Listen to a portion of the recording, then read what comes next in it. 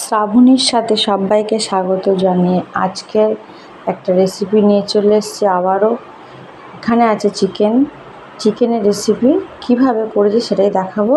KFC chicken রেসিপিটি একটু অন্যরকম, আমি নিজের মতো করে বানিয়েছি, অসাধারণ টেস্ট হয়।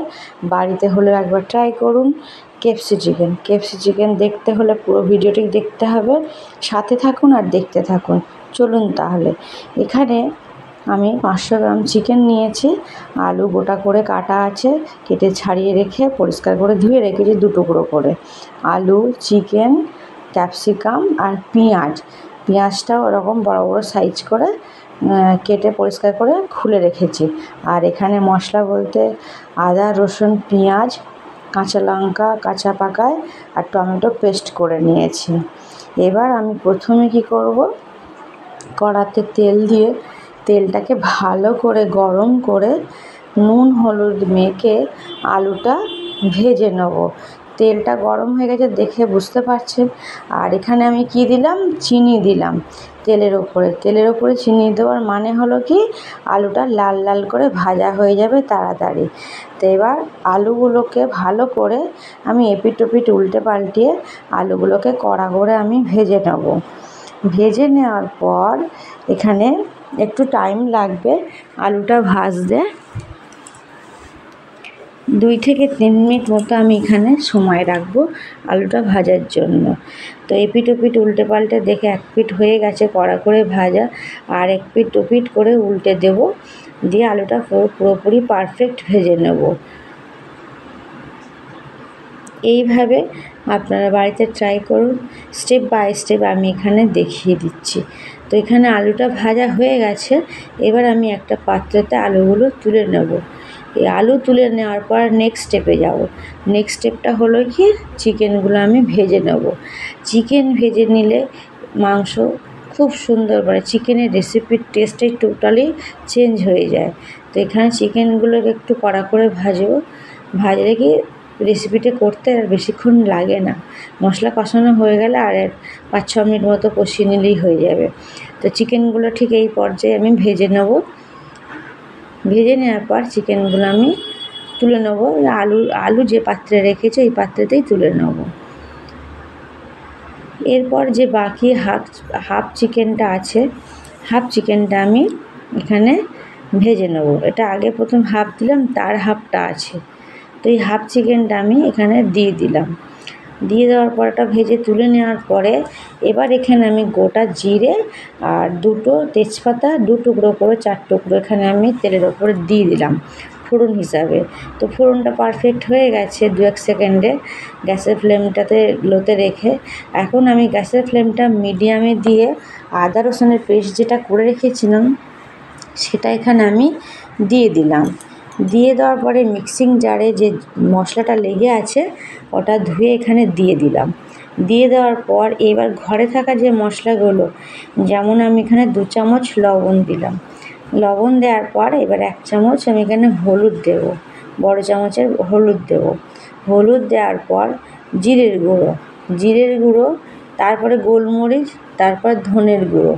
তো প্রত্যেকটা মশলা এখানে আমি দিয়ে দিলাম। এখানে শুধু আমি মশলা দিলাম না, কাশ্মীরি লঙ্কার গুঁড়ো বা ঝাল লঙ্কার গুঁড়ো আপনারা চাইলে দিতে পারেন, নাহলে স্কিপ করে যেতে পারেন। আমি এখানে স্কিপ করে গেলাম। এখানে আমি পাকা লঙ্কা ও কাঁচা পাকা লঙ্কার কালারেতেই আমি চিকেনের কালার আনবো, মানে কাশ্মীরি লঙ্কার গুঁড়ো ছাড়াই। তো একটু দেখে নিয়ে আপনারাও বাড়িতে ট্রাই করুন, দেখবেন ভালো লাগবে খেতে। তো মশলাটা গায়ে দিয়ে তেল ছাড়ছে দেখে বুঝতে পারছেন, আমি ওপর দিয়ে দেখাচ্ছি। এবার এখানে আমি 2-3 মিনিট করে ঢাকা দিয়ে মশলাটা ভালোভাবে আরও কষিয়ে নেব। মশলা যত কষানো হবে তরকারির স্বাদ তত বেড়ে যাবে। এইভাবেই আমাকে করতে হবে, আর আপনারাও করবেন। আর স্টেপ বাই স্টেপ দেখিয়ে দিচ্ছি, এখানে কোনো আর ভুল হবে না। এইভাবে তৈরি করুন, খেতে অসাধারণ লাগবে। তো দেখতে পাচ্ছেন মশলাটা আমি এখনও পর্যন্ত কষাচ্ছি, মশলা কষানো পারফেক্ট। এরপর আলু আর চিকেনটা যেটা আমি ফ্রাই করে রেখেছি এবার এখানে আমি অ্যাড করলাম। এই অ্যাড করার পর ভালোভাবে মশলার সাথে চিকেন আর আলুটা ভালোভাবে কষিয়ে দিতে হবে। অল্প অল্প জল দিয়ে আর কষিয়াতে হবে। কষানোর ফলে তবেই স্বাদ বাড়বে। তো এখানে একটু অল্প পরিমাণে এবার আমি জল দিয়ে দেবো। জল দিয়ে মশলার সাথে চিকেনটা কষিয়ে নেব, নালে তলায় ধরে যেতে পারে, আর ধরে গেলে সেই তরকারি আর খাওয়া যায় না। সেই কারণে এখানে একটু অল্প জল দিতে হবে আর মশলার সাথে কষিয়ে নিতে হবে। দেখতে দেখুন এখনই লোভনীয় লাগছে। আবার এখানে আমি অল্প করে জল পরে দেব। এবার এখানে আমি ওই পেঁয়াজের টুকরো করে রাখা পেঁয়াজ আর ক্যাপসিকামটা দিয়ে দিলাম। সেই কারণেই এই নামটা আমি দিলাম ক্যাপসি চিকেন। তো ক্যাপসি চিকেন নিশ্চয়ই বুঝতে পারছেন কীভাবে তাহলে এই পর্যন্ত নিয়ে এসেছি। এইভাবে চিকেন আর ক্যাপসি আর এদিকে পেঁয়াজ ভালোভাবে কষিয়ে নেব। একটু অল্প করে জল দিয়ে দিলাম। জল দিয়ে ভালোভাবে কষাতে থাকতে হবে। এইভাবেই কষিয়ে চিকেনটাকে আরও ভালোভাবে নিয়ে আসতে হবে। তো এখানে দেখতেই পাচ্ছেন ঢাকা দিয়ে রেখেছিলাম 5 মিনিটের জন্য। এবার এখানে আবার আমি এখানে ঢাকা দিয়ে দেবো। তো 5 মিনিটের মাথায় আমি এটা দেখালাম। এবার এখানে আমি জল একটু পরেই দেবো বেশি করে, দিয়ে ভালোভাবে ফুটিয়ে নেব। ভিডিওটি যদি ভালো লেগে থাকে অবশ্যই লাইক, কমেন্ট অ্যান্ড শেয়ার করতে ভুলবেন না। সাবস্ক্রাইব করার অনুরোধ রইল। পাশে থাকা নোটিফিকেশান বেল আইকনটি অবশ্যই প্রেস করে রাখবেন, যাতে নিত্য নতুন ভিডিও ছাড়ার সাথে আপনাদের কাছে পৌঁছায়। আর এখানে একটা কী করলাম, 4 পিস পাকা লঙ্কা আস্তই দিয়ে দিলাম। এখানে আমি কোনো ফাটিয়ে বা চিড়ে দিলাম না। যদি ঝালের কোনো প্রয়োজন লাগে সেই লঙ্কাটা পরে আমি এখানে খুন্তির কানা দিয়ে 2 টুকরো করে দিয়ে দিলেও হয়ে যাবে। সিদ্ধ হয়ে গেলেই হয়ে যাবে লঙ্কাটা। তো এইভাবে ভালোভাবে কষাতে থাকতে হবে আরও। দিয়ে এবার এখানে আমি পরিমাণ বেশি করে জলটা দিয়ে দেব। খুব সুন্দর একটা কালার চলে এসছে। দিয়ে এইভাবে জল অল্প করে দিতে থাকতে হবে আর মশলার সাথে চিকেনটা কষাতে হবে, তাহলে প্রপার চিকেনটা রেডি থাকবে।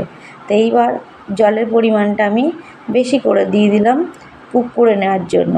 তো 5 মিনিট মতো আমি এটা কুক করে নেব।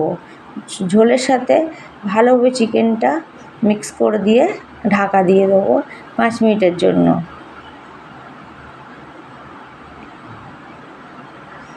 ঝোল ফুটছে দেখে বুঝতে পারছেন। আমি এখানে 5 মিনিটের মাঝখানে একবার দেখিয়ে দিচ্ছি। চিকেনটা আমার প্রায় শেষের দিকে হয়ে এসেছে, আর 2-1 মিনিট রাখলেই হয়ে যাবে। তো আমি এবার এখানে একটু কী করবো, শাহি গরম মশলা দিয়ে আর একটু কুক করে নেব। 2 মিনিট মতো রেখে কুক করে নেব।